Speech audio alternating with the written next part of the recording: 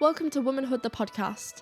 Our aim is to start conversation by providing an insight into the lives of transgender women through their own unique perspectives and personal experiences. Thank you so much for tuning in.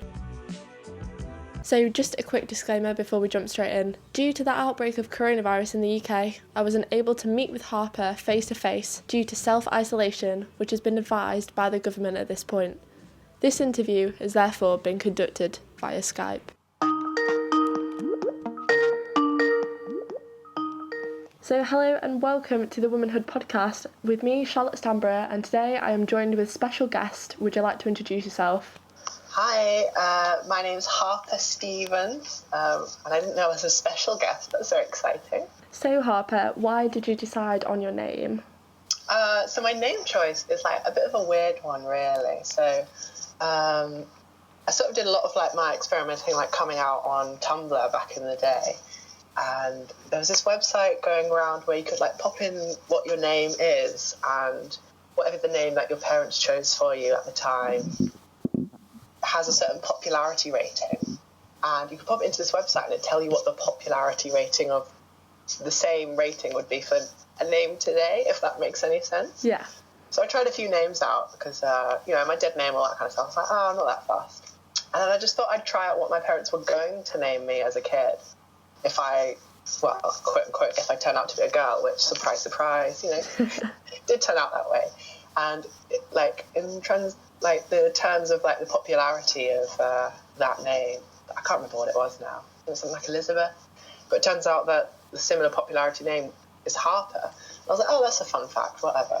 And it was just in the back of my mind for ages. And I decided to go for that name because it just seemed nice. It just seemed like it fitted and all that kind of stuff. So it was a bit of a random one, and it's just a name that I liked, really. No real proper story behind it other than weird internet subculture, I guess. So, as you've talked about, you were assigned male at birth. Do you remember a time that you felt your spirit was different to the one that you were assigned at birth? So, not really. I didn't really experience it like that, I would say. I would sort of say that, I don't know, every kid has got to learn what it means to be a certain gender in the world, whether or not you end up agreeing with what has been chosen for you or not. So I always felt like it was my role to kind of figure out, my place in the world. My place in the world was sort of chosen for me, and I had to try and figure out that role. And I think quite early on, as young as 1 or 2 years old, I wanted to experiment with different things and think like, well, I know that this is a different thing other people can do, and I want to try that out. So I did, really. So it was things like popping on lipstick or, dressing up differently. And unfortunately, I was discouraged by my parents to do that. So it was never a case of I was going one way that my parents chose and then I decided to go another. It was sort of me trying to figure out my place in the world and sort of push the boundaries of, what I was allowed and what I wasn't, or rather find the boundaries. I think that would be a better way of saying it. Obviously you were experimenting a bit, like you said, with makeup. Did you have any access to any information about being transgender at all? Well, I first started playing with my sister's sort of kids makeup when I was 2 years old, so all this kind of stuff was well over my head, really. I just thought, this looks fun, I want to go for it.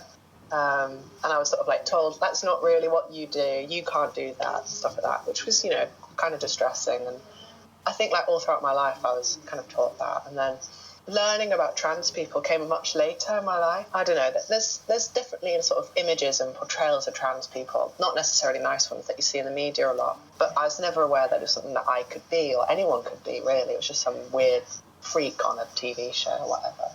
So I'd really say that I properly understood what trans people are, as a possible route for me. It was as soon as I found it around 18 odd years old, when I started going onto Tumblr and getting into the LGBT spaces on Tumblr, that it was really oh, well, this is definitely a thing, and this is definitely for me, and this is definitely something I can do. So it's quite late on in life, actually. It was when I was, almost an adult, really. So, yeah.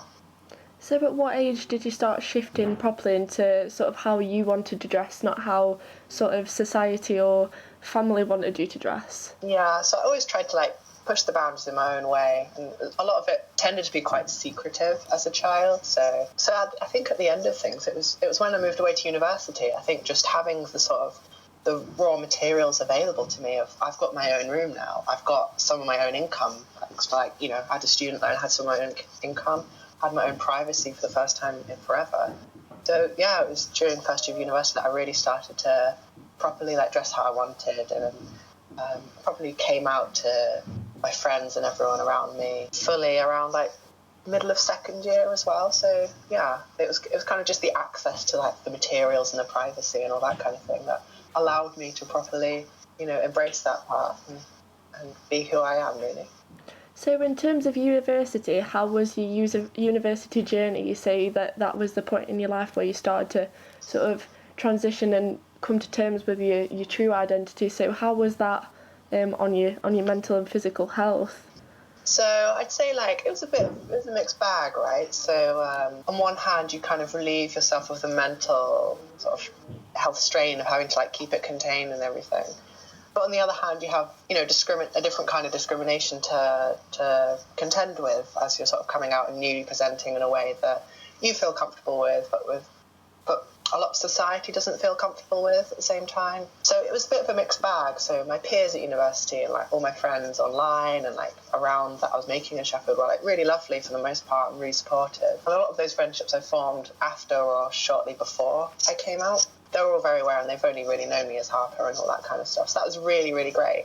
I'd say like trying to get around the city though, you know, whether it's hearing things on the street or just trying to get access to the right resources for you, whether that's like bathrooms or getting your name changed or anything like that, that was a real struggle, really. And around university specifically, I had a few instances with like, you know, security staff and things like that who were seeing me in a certain way when I clearly, you know, I wasn't dressing as that. My friends were always there to stick up for me, so that was really great.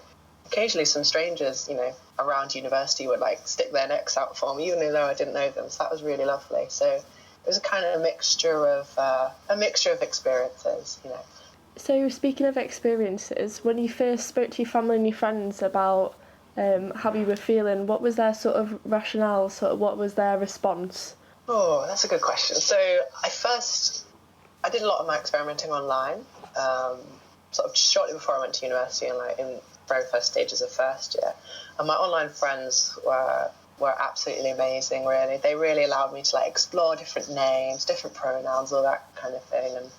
And yeah, I still have like such a warmth for them. A lot of them I've not really met ever. So I've had the fortune of being able to meet quite a few now, but there's still some like in America and stuff I've just never met. And so yeah, so they really helped me out, especially in the early stages. I'd say like the reaction from my friends as well, I was absolutely dreading like coming out, changing my Facebook name, and like I started a whole new Facebook profile as well. And I got an overwhelming like congrats and we support you and all of that stuff. It was absolutely wonderful. And I was really dreading what my like old school friends from like back when they knew me and my dead name, like what they would think and feel and have to say about it. But I actually ended up with more Facebook friends on my new profile than I did with my dead name profile because, you know, people, you know, saw what was happening and they were obviously talking behind my back, obviously nicely, and they're adding me. But I felt like I owed it to my parents to come out to them first and say like, you know, this is who I am, this is what I'm doing, these are my choices. And that, I'm not going to lie, that was really tough. I think for both of us, I think my parents just were completely blindsided by it because I was doing a lot of experimenting out of the house where it was safe for me to do so. So when I turned around and said like, hey, so this is what's happening now, they were like, oh, this isn't right, blah, blah, blah. And, you know, they were quite, at first, they weren't very receptive to it, to a lot of change and to a lot of things. And, you know, I thankfully managed to go into therapy shortly afterwards because I didn't really know how to handle that kind of thing and sort of managing those kinds of emotions and trying to reconnect with my parents and my family in that kind of way. That was really tough and probably the biggest impact on my mental health through those like coming out years. I can say now that thankfully we're all working on it and we're all at a much better place with each other. We're talking a bit more openly about everything and, you know, yeah, me and my parents get along much better. So although it was tough for like, you know, both ends of the story, we're really making loads of progress now, several years on. So yeah, I'm really happy to say that. So obviously you've spoken about relationships with family and friends. Are you currently dating? How's dating been since your transition? So it was quite a funny one, really. As soon as I came out, I was sort of in a whirlwind of like figuring out who I was and all that kind of thing. So I wasn't really sure like what to do and like how do I go about like dating as a woman for the very first time. So it was a tricky one, but shortly after I met someone who I'd actually had my eye on for quite some time beforehand. So like ever since like the first day of uni, I'd spotted this like girl in my seminar, and I tried to go up and talk to her. I thought she looked really cute and all that kind of stuff. She wasn't really fussed at first, and then like 2 odd years later, it was Sheffield Pride actually we met. We just like got talking beforehand, and it turns out she'd had a crush on me for absolutely ages. I'd had a crush on her for ages, and this was a couple of months after I came out and all that. So and then we met at Pride, and then we started dating, and up to date we're going to get married in July 18th. We're getting married. So yeah, it's been it's tricky trying to figure out how to date as a woman to begin with, and then shortly after I just met the love of my life. So it wasn't dating as a woman wasn't really something I had to figure out, because I had such a wonderful, partner, such a wonderful woman to go along with almost immediately, straight out of the gun. So I can't be more blessed to have her in my life. And she certainly made a lot of things easier for me. I never had to use Tinder or anything like that. So oh God. I'm eternally grateful for that. So, yeah, she's wonderful, and I'm so in love with her, and it's just been beautiful, really beautiful. So in terms of the wedding and the relationship, did you get any backlash from that at all? Yeah, definitely. It's a good question to ask. This is what we're chatting about, and these are issues that are important. I think it's a bit of a two-pronged horse, really. Two-pronged horse, that's not a phrase, but there we go, you know what I mean. As a trans woman getting married, but also as a lesbian wedding as well going ahead. I think my parents were all, they didn't really mind, actually. It wasn't something that they were ever fussed about. I think I actually had to let them know that I was a lesbian, and they hadn't clocked that for quite some time. I think they were so used to getting to know me as a woman that they hadn't really stopped to consider what it means that I was, in a relationship with a woman, what that kind of means, or what the consequences of that were. So they were taken aback, but they're like, oh yeah, I guess that makes sense. I think on my partner's half, her family, her immediate family, her mum and dad and her sister have been so lovely. I get along so well with them. And her grandparents, it was a bit of a struggle to see eye to eye at first, but I say that it took maybe a week or so, and they were like, oh yeah, no, I get it now. They just needed someone to sit down and have a chat with them about it, and thankfully, my partner and my partner's mum were more than happy to do that on both our behalf. So they're both really, both her grandparents are really excited for us now, which is really happy. And then friends and online friends, all that kind of stuff, they couldn't be more excited too. So far it's been good. The only headache's been all the legal paperwork and just trying to find somewhere to get married. I can imagine. Yeah, because my partner's a Christian. I'm not of any faith, but I'm keen to have an interfaith marriage and have that kind of part of her life and her faith as part of the same ceremony. So just trying to find a church where we can get married has been a right headache and all that kind of stuff. So there's still definitely lots of challenges, both as a trans woman and as a lesbian trying to get married. But thankfully, family and friends have all been nothing but lovely so far. So in terms of your wife-to-be's faith, have they welcomed you with open arms, or...? So yeah, she was, around the time I met her, she was trying to find a new church to go to, just, as a student in Sheffield, trying to find a regular church you can go to when you're moving every year, and then also as, trying to find a church that's going to be accepting of you as a lesbian, and now trying to find one that's accepting of you as a lesbian and you have a trans woman as a partner as well. Unfortunately, it can be a tough job to try and find. Thankfully, she's found at least 2 really, really lovely churches, and occasionally she brings me along to some Sunday services, and they're right around the corner from where we live. And they couldn't be more lovely and more supporting. There's an ex-bishop that goes there, who I get along with really famously. He's really funny. And before one service, he'd gone off on his own. We hadn't asked him to do this at all. And he went and did some research on lesbian weddings and what kind of churches and stuff like that can do that. And he sort of brought this along, and he managed to find an example of a lesbian wedding ceremony. And he gave it to us, and it's just those little shows of support. They really go out of their way in that church to make sure that you know you're welcome there, and it really, really shows. They're absolutely lovely there, so yeah. It's nice to see you come out on the other end happy, because unfortunately it's not like that for a lot of people. Yeah. There are a lot of struggles. I think recently my biggest struggle has been employment. As I was coming out and transitioning, I never really passed very well, and it's only very recently that I've begun to pass. Basically, all my time at university, I was unemployable and didn't have a job, which was fine. I could get by fine on my student loan. But coming out of university, trying to find a job with no experience is incredibly, incredibly tough. I did an English degree as well, so there's very few jobs that you can go into. And my main worry was, do I pass or do I not? Especially as I wanted to go into teaching. And being a trans woman in teaching can be a very dangerous place to be, unfortunately, still in the United Kingdom to this day. And I feel there's a lot of privilege that goes with being able to pass at the workplace and in interviews and things like that. And I really don't feel it was only a couple of months that I really felt the confidence even to go for interviews and things like that. And even then, I'm still on 0-hour contracts. I'm working 3 jobs at the moment. I found out yesterday that Universal Credit's decided to close my account. I'd say my biggest struggle has been just finances and trying to get a job and all that kind of thing, which has been, I've got so many lovely friends and family around me which have given me a lot of support and love and care. And if it wasn't for my partner as well, I would be, I'd probably have to move back home with my parents and find a job there, and they live in Somerset now. But yeah, it's still a struggle to get by, get enough money for rent, all that kind of thing. So I'd say that's my biggest struggle right now. So before you go on too much, no, you're not at all. But there are definitely still struggles, and a lot of trans women will face exactly the same. I feel I'm very, very privileged to be where I am today as a trans woman. I'm forever thankful for that. Doesn't mean that I'm out of the woods yet per se, but it means that everything that I've managed to work for myself, I want to put back into the trans community, to helping my comrades all throughout the working world, and the trans women that are struggling to get through that as well. So it's something I feel really passionate about, is giving something back to the community, especially if you're in a position of privilege. So talking about your transition now, where are you currently at in your transition?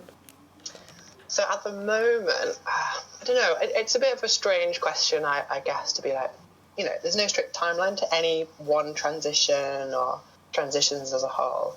I'd say, I think the best way you can kind of measure it is how you're feeling about it. And I think at the moment it's a bit mixed bag again. I think that's a theme of this podcast at the moment. It's a mixed bag. So I'm really thankful for where I'm at in terms of being able to pass most of the time. And I have started some aspects of medical transition as well. But I'd also say at the same time I'm very frustrated with where I'm at as well.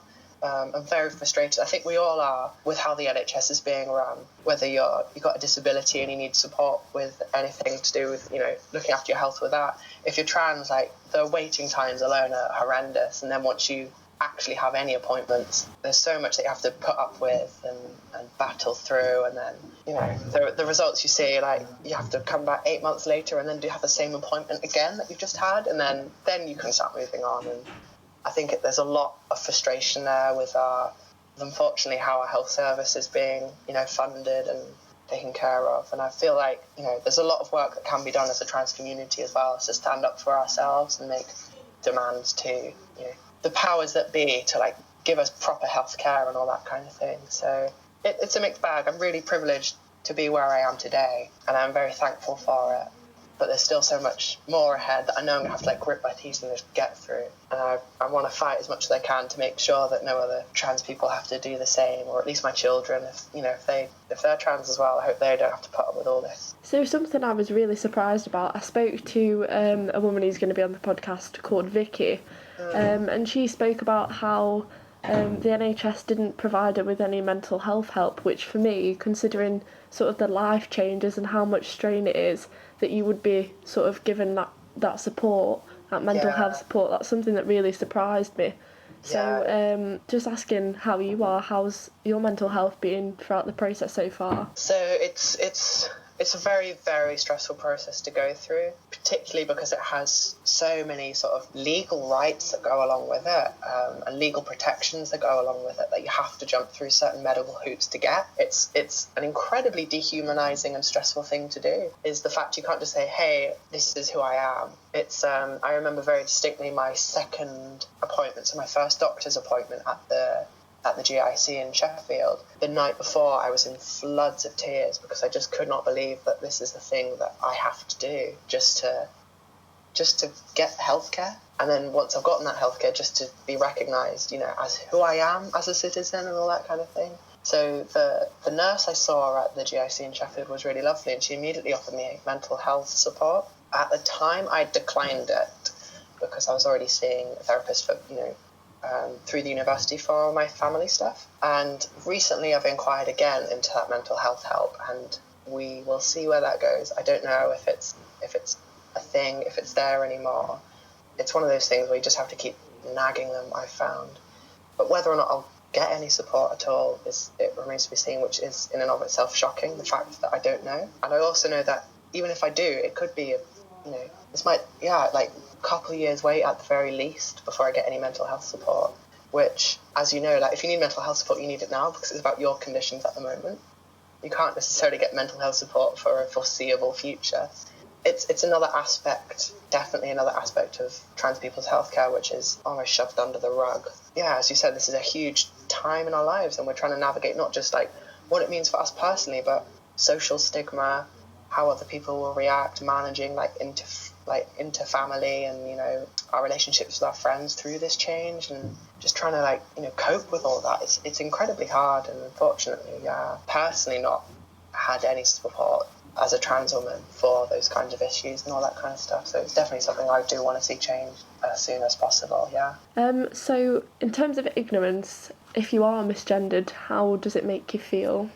So I think being misgendered is something that can bring up a lot of different emotions.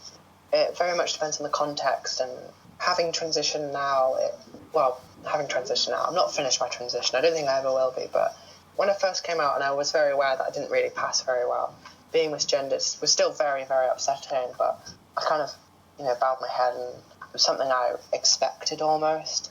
That didn't make it easier to bear or less affecting on my mental health. And it was something that I just had to put up with a lot more than I did. And thankfully, my friends and loved ones always came to my support. Now, sort of a good few years in, whenever it does happen, it is still just that kind of that awful moment, really. It feels absolutely it almost feels like you've got the rug pulled out from underneath you, and you're just falling, and the hit's coming, and it happened to me a few days ago actually in a nightclub, and it was just like the most unexpected thing. I was just there to have fun with my friends and have a dance, and all of a sudden out of nowhere, I have to deal with all this emotion and confrontation and all this nastiness, this transphobia out of nowhere, and it was just completely caught me off guard, really, which I suppose is a different aspect. Before, I was expecting it everywhere I went, which was horrible in my mental health. This time it caught me off guard, and it was dreadful. It ruined my night out. I was sobbing, I don't know how long.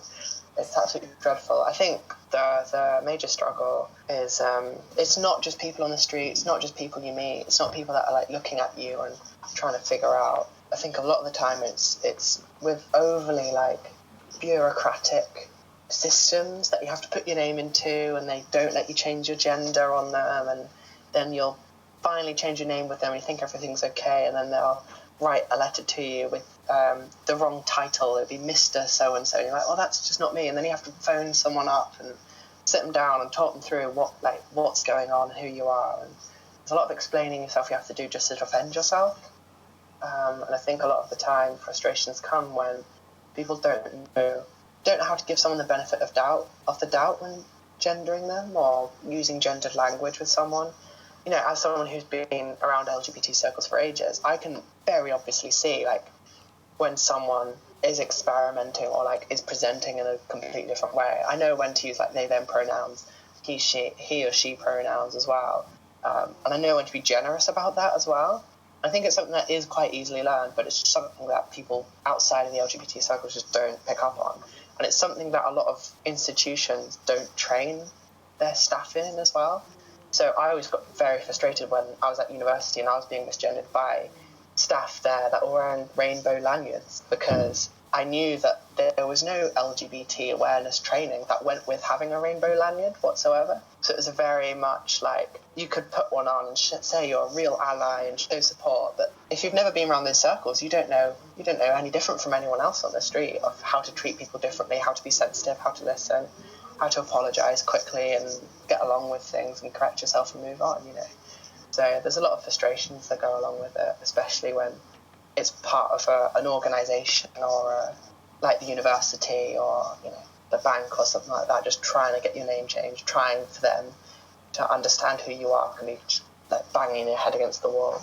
So yeah, it's a challenge that I'm still seeing today, definitely. So in terms of the LGBT community, would you say there's any judgment there within that community?